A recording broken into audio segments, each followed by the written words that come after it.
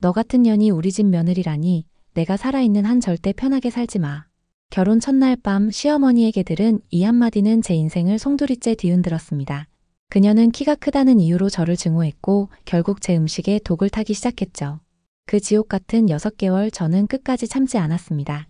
모든 걸 눈으로 귀로 기록했습니다.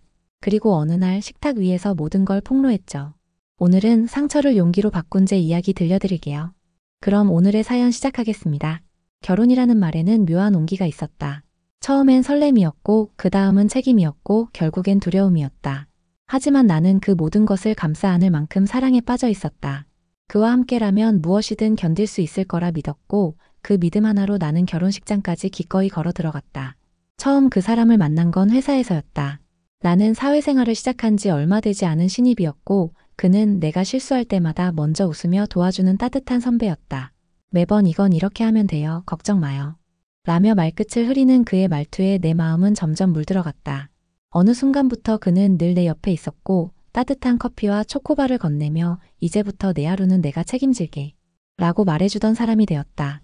그의 집에 처음 인사 갔던 날도 선명히 기억난다. 시어머니는 문 앞에서 내 손을 꼭 잡으며 웃으셨다. 아이고 세상에.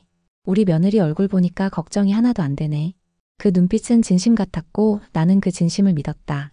우리 아들이 참 잘 골랐네. 예쁘게 잘 자랐네. 그 말이 그렇게 따뜻하게 들릴 줄 몰랐다. 이 집에서라면 나는 사랑받는 며느리가 될 수 있을 거라고 생각했다. 그때까지만 해도 전혀 몰랐다. 그 따스함이 얼마나 쉽게 뒤집힐 수 있는지, 그 미소가 얼마나 날카로운 칼날로 변할 수 있는지. 결혼 준비를 하면서도 시어머니는 내게 살갑게 다가왔다. 드레스 피팅에도 함께 따라와 주시고 예단 예물 문제도 깔끔하게 마무리해 주셨다. 우리 며느리는 내 딸처럼 생각할 거야. 내 부모님 고생 많이 하셨겠네. 내가 잘해드릴게. 그 한마디에 내 부모님도 시어머니를 신뢰하게 됐다. 무엇보다 시아버지께서도 내게 늘 부드럽게 말씀하셨다. 앞으로 우리 가족이 되었으니 뭔 일 있으면 언제든 말해요. 나는 감사했고 동시에 마음을 놓았다. 결혼식 날 나는 하얀 드레스를 입고 거울 앞에 서 있었다. 그때 시어머니가 내 손을 꼭 잡으며 말했다. 우리 아들 내 덕분에 참 행복하겠다. 그 말을 들으며 나는 눈시울이 붉어졌고 정말 이 집에 시집 오는 게 잘한 일이라고 그 선택이 내 인생 최고의 순간이라고까지 생각했다. 신혼여행을 마치고 돌아와 시댁에 잠시 인사드리러 갔을 때도 시어머니는 정성스레 갈비찜을 해두셨고 너무 고생했지? 맛있는 거 해놓았어. 많이 먹어. 내 입에 수저를 들이밀 정도로 자상하셨다. 나는 그 모든 행동이 진심이라고 믿었다. 그 믿음이 내 삶을 얼마나 크게 흔들게 될 줄도 모른 채 지금 다시 그 순간으로 돌아간다면 나는 아마 처음 그 집 문을 들어설 때 심장이 움찔했던 이유를 곱씹어 봤을 것이다. 그 눈빛 속 설명할 수 없는 묘한 서늘함이 분명히 있었다. 하지만 나는 외면했다. 사랑에 눈이 멀었다는 말이 괜히 있는 게 아니었다. 결혼 첫날 밤 그 낯선 서늘함이 처음으로 명확한 실체를 드러냈다. 그날 밤 홀레복의 무게가 어깨를 짓누르듯 피곤함이 몰려왔다. 신랑은 이미 욕실에 들어가 있었고 나는 드레스를 벗고 하얀 잠옷으로 갈아입은 채 침대에 몸을 눕히려던 참이었다. 그때였다. 방문을 두드리는 소리가 났다. 낯선 긴장감에 고개를 돌리니 시어머니가 서 계셨다. 얘야 잠깐 나와봐. 그 말투는 전과 다름없었지만 그녀의 눈빛엔 왠지 모르게 알 수 없는 가시가 박혀있는 듯했다. 순간 가슴이 철렁했지만 신혼 첫날이니 더 민감하게 느끼는 거라 스스로를 달랬다. 로비 쪽 복도 끝 어스름한 불빛 아래에서 시어머니는 나를 위아래로 훑어보시더니 물으셨다. 너 키가 몇이더라? 167이요. 뭐? 167? 그 눈이 확 변하더니 이내 고개를 절레절레 흔드셨다. 내가 158인데 나보다 크네. 말끝이 이상했다. 나는 대답을 멈춘 채 시어머니의 표정을 살폈다. 그 순간 그녀가 입을 열었다. 나보다 키 큰 며느리는 싫어.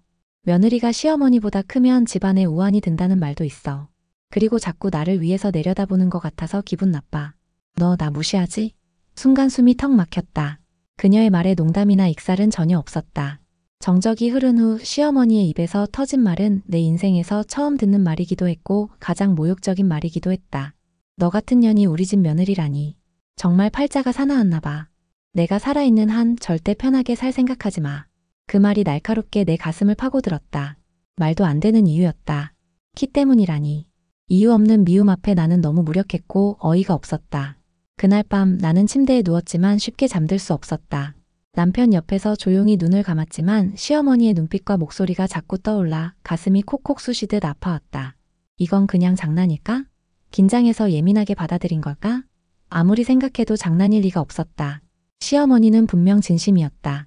그 다음 날 아침 나는 아침 식사 준비를 도우려 부엌으로 향했다.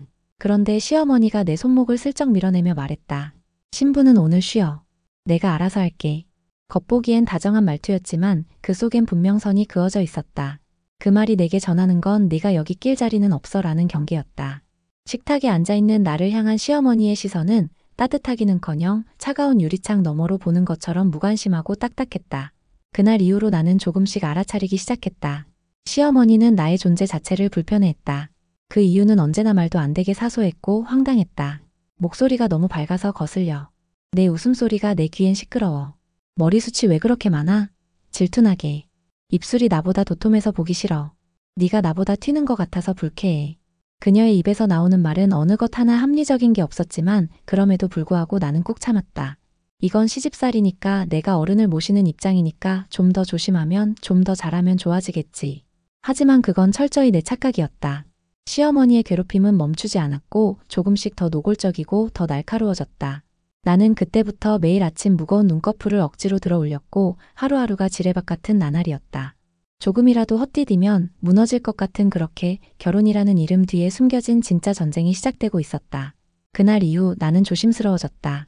아니, 조심스러워질 수밖에 없었다. 문 하나 열고 닫는 것조차 눈치가 보였고 물컵을 내려놓는 소리마저 시어머니의 기분을 건드릴까 숨소리까지 조절하려 했다. 그런데 이상했다. 나는 늘 치워두었고 정리해두었고 정직하게 살았는데 항상 문제가 있었다는 말이 돌아왔다. 지금 거실 봤어? 이게 치운 거야? 며느리 들어오고 나서 집골이 엉망이야. 나는 분명히 정리했었다. 소파 커버도 반드시 펴놓았고 리모컨도 자리에 놓았는데 아침마다 이상하게도 거실은 엉망이었다. 냉장고 문이 열려 있었다는 말, 김치가 상했다는 말, 세탁기가 고장났다는 말. 하루에도 몇 번씩 내가 망쳤다는 식의 몰아세움이 이어졌다. 내가 이래서 시집살이 걱정했지. 어디서 저런 걸 데려와선 그녀는 늘 시아버지와 남편 앞에서 억지로 한숨을 쉬며 짜여진 연극처럼 나를 나무랐다. 병원비만 축낸다. 입만 살았지 않은 건 하나도 없다. 이게 요즘 애들 버릇이야. 그 말들을 들을 때마다 나는 마치 방 안에 혼자 갇힌 죄수처럼 변명할 수도 없는 상태로 묵혀 있었다. 말을 꺼내면 예민하다는 소리를 들을 테니까. 그렇게 나의 하루는 침묵 위에 쌓였다. 소리 내어 웃지도 크게 말하지도 못하게 되었다. 무언가 틀어졌다는 건 알고 있었지만 그게 이렇게까지 심각할 줄은 몰랐다. 그리고 어느 순간부터 내 몸이 변하기 시작했다. 속이 자주 쓰리고 식후에는 꼭 배가 뒤틀렸다. 설사와 구토는 일상이 되었고 몸무게는 몇 주 만에 7kg 가까이 빠졌다. 어머니 이 반찬 조금 짠 것 같아요. 뭐가 짜? 다른 사람은 다 잘만 먹는데 너만 까다로워. 며느리가 뭘 그렇게 입맛이 고급이야? 그 말이 너무 차가워서 그 이후로는 아무 말도 하지 않았다. 그저 내 입이 이상하겠지라고 믿으려 했고 스트레스 때문일 거야 라고 자기 합리화를 반복했다. 하지만 점점 거울 속 내 모습은 달라지고 있었다. 볼이 패이고 눈밑이 꺼지고 내 몸은 경고를 보내고 있었다. 그때 남편이 말했다. 여보, 병원에 가보자. 너무 많이 빠졌어. 하지만 시어머니는 고개를 저으며 말했다. 얘는 원래 좀 예민하더라고. 결혼하고 나면 다들 겪는 건데 뭐 그리 대단하다고 몸살난 것도 며느리가 꾀병 부리는 거지. 그 말이 또 내 입을 막았다. 내가 너무 예민한 건가? 이건 그냥 적응 과정인가? 그런데 어느 날 내가 설거지를 마치고 시어머니 방을 정리하던 중 우연히 서랍 속에서 낯선 약봉지들을 발견하게 되었다. 무심코 꺼내 들었다가 그 안에 처방명을 본 순간 심장이 얼어붙는 줄 알았다. 위장 자극제, 설사 유도제. 손이 떨렸다. 등줄기에서 식은땀이 줄줄 흘렀다. 설마 하는 생각이 현실일지도 모른다는 의심은 내 안에 두려움을 불러왔고 나는 그날 밤 처음으로 밥상 앞에서 시어머니의 손놀림을 유심히 보기 시작했다.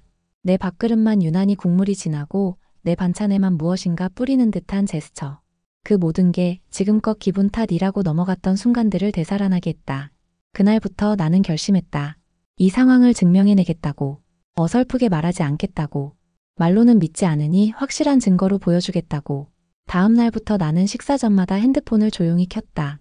테이블 아래에 슬쩍 두고 영상 녹화를 시작했다. 마치 아무 일도 없는 듯 웃으며 앉았고 시어머니의 손이 내 그릇 위로 스치듯 다녀가는 장면들을 조용히 차곡차곡 담았다.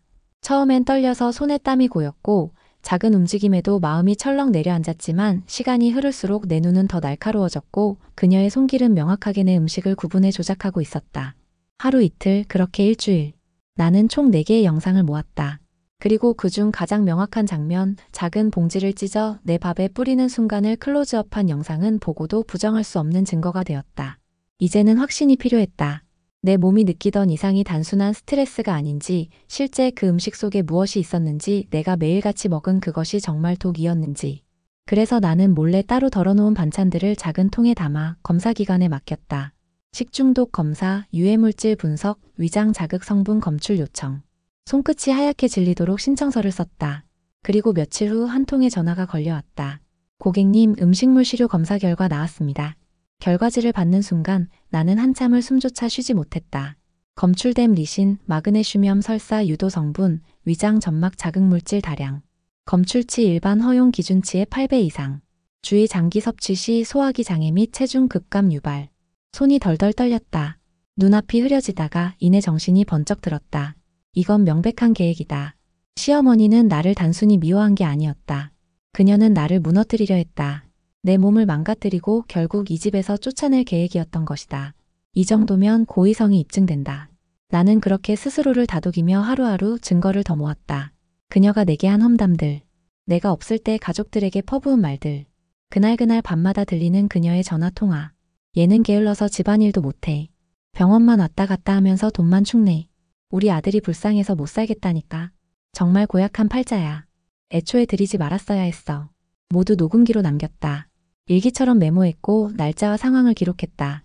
그러면서도 나는 매일 아침 웃는 얼굴로 인사를 건넸고 식탁에 앉아 아무렇지 않게 음식을 한두 입 떠먹었다. 그러다 몰래 다시 뱉었다. 입안에 머금고 화장실로 달려가 뱉는 일은 그 당시 나에게 남겨진 마지막 자존심이었다.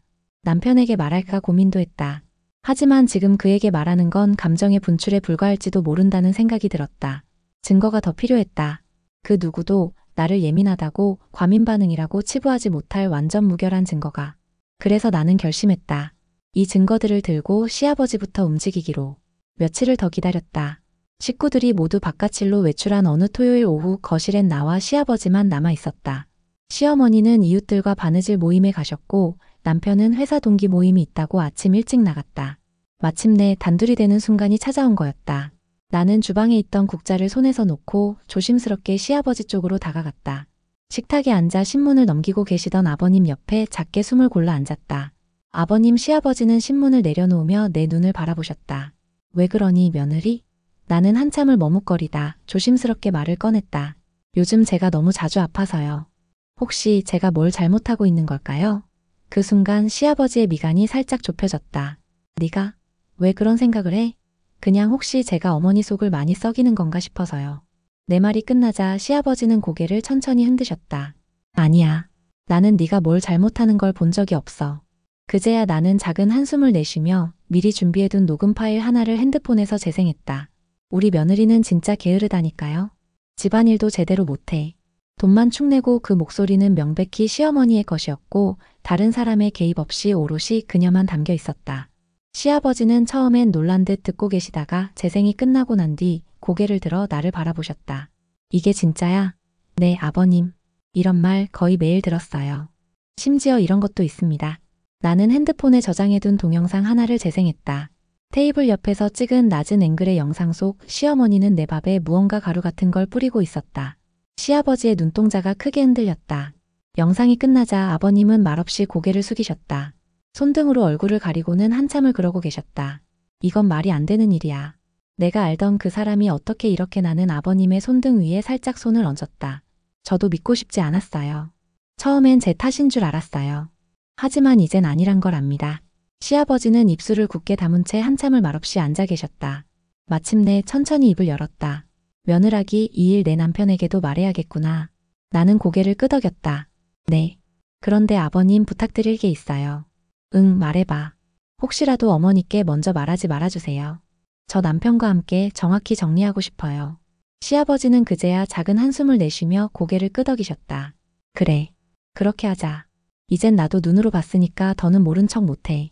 그 말이 처음으로 내 편이 생겼다는 안도감처럼 다가왔다. 시아버지의 말은 단순한 동의가 아니었다.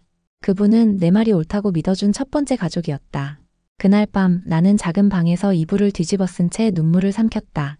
울음을 참으려 했지만 오랫동안 쌓인 고통이 터지듯 목 끝까지 차올랐던 그 눈물이 결국 떨어지고 말았다. 그러면서도 스스로에게 되뇌었다. 이제 시작이야.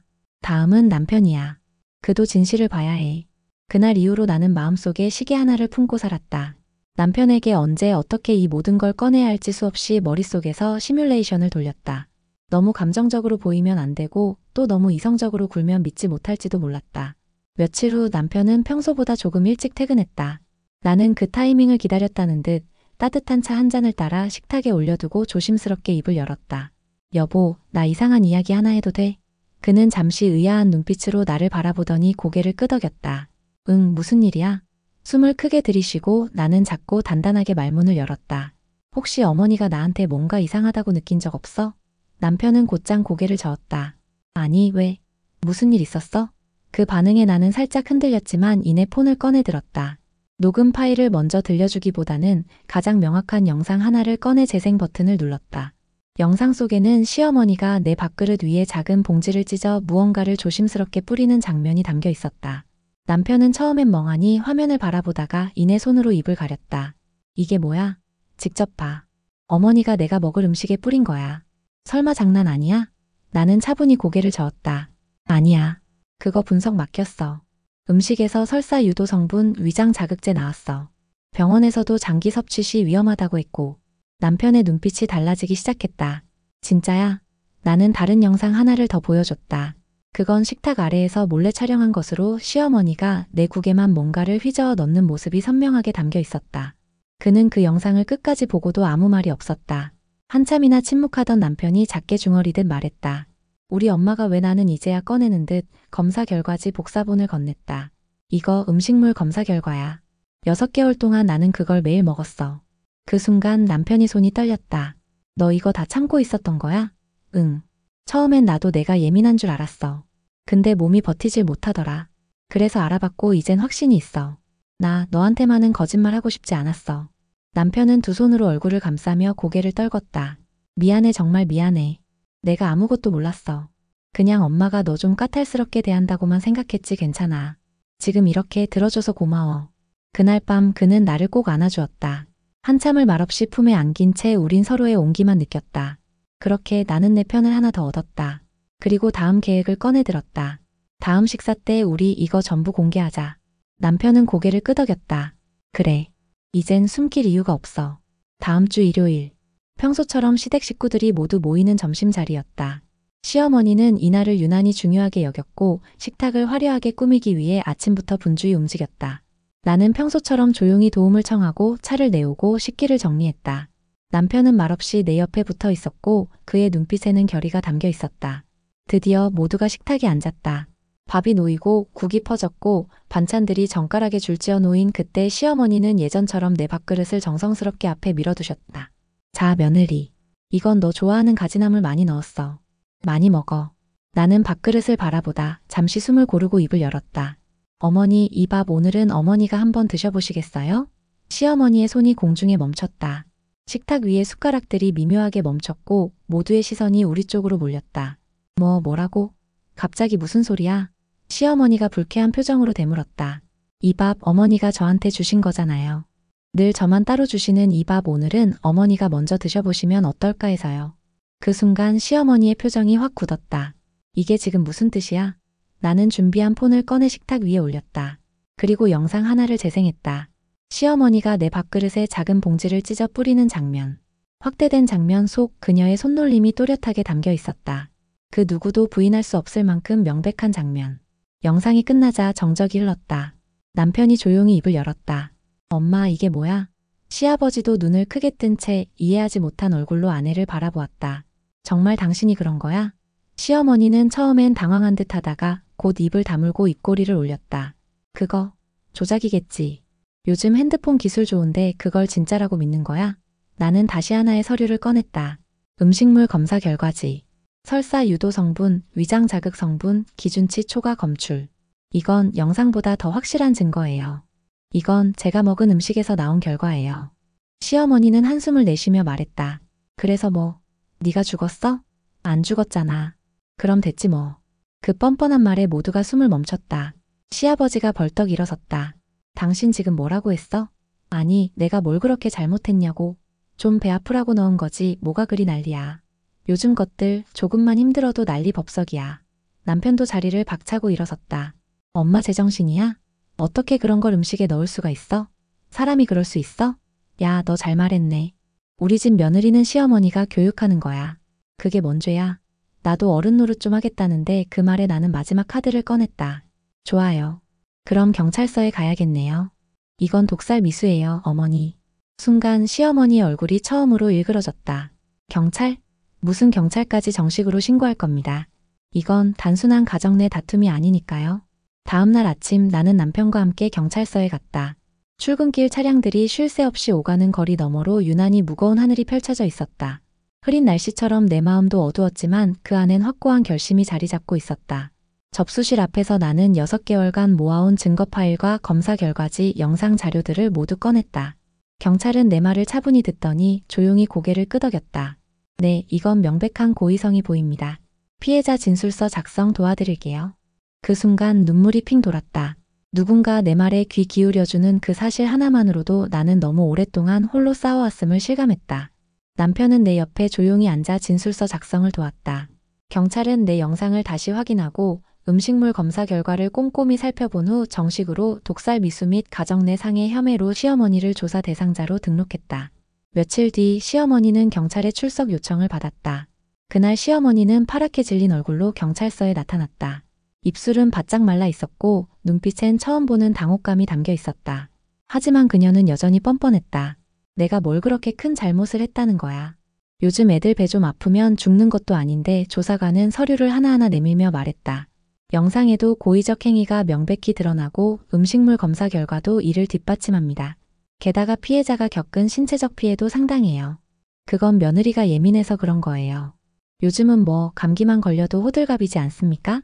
시어머니는 끝까지 피해자의 고통을 인정하지 않았고 심지어 자신이 교육 차원이었다고 주장했다. 그게 가르치는 거였다니까요. 요즘 며느리들은 시집살이가 뭔지도 모르잖아요. 그 말에 조사관의 눈빛이 싸늘하게 식었다. 교육이란 이름으로 가한 행위가 사람의 몸에 독을 넣는 거라면 그건 범죄입니다. 결국 시어머니는 노인학대 및 상해미수로 벌금 500만 원의 형을 선고받았다. 판결문에는 명백한 악의에 기반한 반복적 상해 시도라고 기재되었고 가족 내 위계 질서를 악용한 심각한 가정 내 학대 사례로 인정되었다.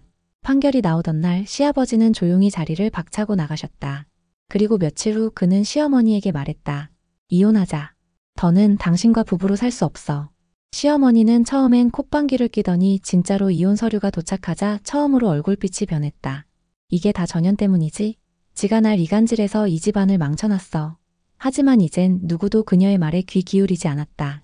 남편은 단호히 말했다. 엄마가 스스로 망친 거야. 이건 누구 탓도 아니야.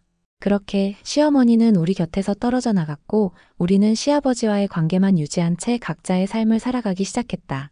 나는 이제야 겨우 숨을 쉴 수 있게 되었다. 긴 터널 끝에서 빛을 본 기분이라야? 사과 한마디 없는 그녀의 뒷모습이 아직도 가끔 떠오르긴 하지만 더 이상 그 기억에 매달리지 않기로 했다. 왜냐하면 나는 견뎠고 이겨냈고 스스로를 지켜냈으니까. 분가 후 처음 맞이한 아침 창문을 여니 바람 냄새가 다르게 느껴졌다. 익숙했던 고약한 공기가 아닌 맑고 조용한 말 그대로 숨 쉴 수 있는 공기였다. 남편은 내가 자는 동안 조용히 나가 식탁 위에 아침을 차려놓고 있었다. 따뜻한 미역국, 가지볶음, 그리고 김치. 내가 좋아하는 것들로만 채워진 그 상을 보며 문득 눈물이 핑 돌았다. 이제야 제대로 된 집 같아. 남편의 말에 나는 고개를 끄덕이며 미소를 지었다. 이제는 어떤 눈치도 보지 않고 음식을 먹으며 웃을 수 있게 되었다는 사실만으로도 나는 다시 살아나는 기분이었다. 이사 온 집은 그리 크지 않았지만 구석구석 내 손길이 닿은 따뜻한 공간이었다. 거실 한편엔 작은 화분들이 늘어섰고 주방엔 남편과 함께 붙인 우리 둘만의 규칙이 붙어 있었다. 무조건 아침 인사하기 힘든 일은 말로 털어놓기, 어떤 날이든 서로 먼저 안아주기. 나는 매일 그 종이를 보며 마음을 다잡았다. 지나온 고통을 잊지는 않되 그 안에 매몰되지 말자고. 나는 내가 견딘 그 시간을 자랑스럽게 여겨야 한다고. 시아버지는 종종 우리 집에 들러 조용히 차를 마시고 가곤 했다. 이젠 내가 너희 집에 오는 게 편하구나. 그분의 농담 섞인 말에 남편과 나는 동시에 웃었다. 시아버지는 시어머니와 법적으로 이혼을 마친 후 혼자만의 시간을 보내고 있었다. 처음엔 쓸쓸해하시던 그도 이젠 조금씩 표정이 편안해졌다. 내가 몰랐다. 그 사람의 속이 그렇게 골마있는 줄은 그의 말이 내 마음을 짠하게 만들었다. 나는 괜찮다며 고개를 저었지만 그분의 눈에는 여전히 미안함이 가득 담겨 있었다. 한 번은 시아버지가 내게 작은 상자를 건넸다. 그 안에는 손글씨로 쓴 편지 한 장과 오래된 사진 한 장이 들어 있었다. 며느라기, 네가 이 집에 와서 겪은 모든 일에 가족으로서 사과하고 싶구나. 나는 너를 딸처럼 여기고 싶었고 이제라도 그 마음이 전해졌으면 좋겠다. 나는 상자를 꼭 껴안았다. 그리고 속으로 되뇌었다. 이제야 내가 진짜 가족이 된 기분이에요. 남편과 나는 매주 일요일마다 가까운 공원을 산책하며 조용히 시간을 보냈다. 걷다가 남편이 말했다. 여보, 요즘은 네가 예전보다 자주 웃는 것 같아. 나는 고개를 들어 그를 바라보며 웃었다. 그만큼 내가 편해졌다는 거겠지. 그럼 이제 우리 미래 얘기도 해볼까? 그 말에 문득 가슴이 두근거렸다. 고통의 터널을 지나와서일까? 미래라는 단어가 이토록 설레게 들릴 줄은 몰랐다. 그래, 우리 이젠 웃으면서 미래 얘기해도 되겠지? 남편은 내 손을 꼭 잡았다. 그리고 나는 생각했다. 이제야 비로소 나를 다시 살기 시작했다고. 그날 밤 오랜만에 혼자 거실에 앉아 오래된 휴대폰 영상을 다시 열어봤다. 시어머니의 손, 내 밥그릇, 그리고 그 위에 뿌려지는 작은 가루. 예전 같았으면 치가 떨렸겠지만 이상하게도 그 영상 속 장면을 보며 나는 더 이상 분노하지 않았다. 마치 누군가 다른 사람의 인생을 보는 것 같았다. 그만큼 나는 그 고통의 시기를 이제는 내 안에서 정리해가고 있었다. 사람은 바뀌지 않는다. 하지만 사람을 대하는 나의 방식은 바뀔 수 있다. 그건 내가 지난 1년 동안 처절하게 깨달은 삶의 방식이었다. 시어머니는 여전히 혼자 살고 계신다. 가끔 이웃에게 들려오는 말로는 건강이 썩 좋지 않다고 했다. 하지만 나도 남편도 시아버지도 더 이상 그녀와 다시 엮일 마음은 없었다. 그리고 그게 우리에게 가장 큰 용서였다. 더 이상 미워하지 않고 더 이상 상처 주지 않는 거리에서 살아가는 것. 나는 그제야 깨달았다. 용서는 있는 것이 아니라 그 사람을 다시 증오하지 않기로 결심하는 것이라는 걸. 봄이 왔다. 작은 텃밭에 내가 심은 라벤더가 보랏빛 향기를 피우기 시작했다. 남편은 내게 말했다. 여보, 우리 이제 아이를 가져보는 건 어때? 그 말에 나는 가만히 고개를 끄덕였다. 이제야 내 몸도 마음도 새로운 생명을 품을 준비가 된 것 같았기 때문이다. 나는 그렇게 다시 살아가기로 결심했다. 더 이상 누군가에게 작아지지 않고 내 목소리를 내며 내가 만든 가족을 사랑하며 단단하게 그렇게 살아가기로. 이야기를 끝내며 문득 생각했다.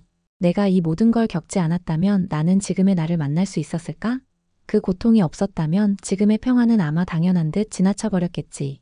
그래서 이제는 감사하려 한다. 내 삶을 부숴놓은 그 모든 순간에도. 왜냐하면 그 조각들을 주워 하나하나 다시 맞추며 나는 비로소 진짜 나를 완성했으니까. 시청해주신 여러분 진심으로 감사합니다. 이 이야기가 마음에 와 닿으셨다면 구독과 좋아요 한 번씩 그리고 댓글로 응원해주세요. 여러분의 응원은 더 좋은 이야기로 돌아옵니다. 지금까지 미소한줌 이야기였습니다. 감사합니다.